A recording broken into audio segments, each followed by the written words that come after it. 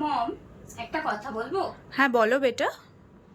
বলছি, বৃষ্টি পড়ছে, বাইরে তো অনেক জলও জমেছে।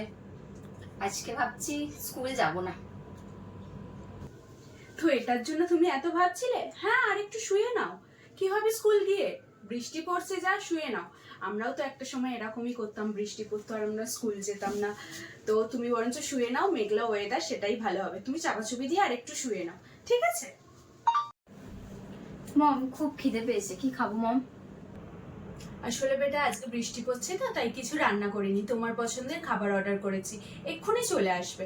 তো আজকে আমরা সেটাই খাবো, ঠিক আছে? Thank you mom. বলছি মম, বাইরে খুব জোর বৃষ্টি পড়ছে, একটু বৃষ্টি থেকে ভিজে আসি। হ্যাঁ বেটা, যাও, এতে আবার জিজ্ঞাসা করার কি আছে? এটাই তো তোমাদের বয়স বৃষ্টিতে ভেজা, যাও গিয়ে এনজয় করে এসো। মা, বৃষ্টি পড়ছে, আজকে আর স্কুল যাব না। নাও। কেন রে, শুধু স্কুল না যাওয়ার বাহানা না? চুপচাপ ছাতা নিয়ে চলে যা স্কুল। মা, আমি এসে গেছি। এসে গেছিস? যা মুখ হাত পা ধুয়ে নে, খেতে দিচ্ছি তারপর। ও মা। কি রে, কানের সামনে চেঁচাচ্ছিস কেন? আমি তো সামনেই দাঁড়িয়ে, শুনতে পাচ্ছি না নাকি? বল কি হয়েছে? বলছি, আজকে তো বৃষ্টি পড়ছে, একটু বাইরে থেকে খাবার আনাবে? এত লবাবি চাল বাবু এখানে হবে না। আমি এখানে খিচুড়ি ডিম ভাজা করছি, বৃষ্টির দিনে সেটাই ভালো, সেটাই চুপচাপ খেয়ে নিবি। যা ঘরে গিয়ে পড়তে বস। মা, বৃষ্টি পড়ছে, একটু বাইরে গিয়ে ভিজে আসি।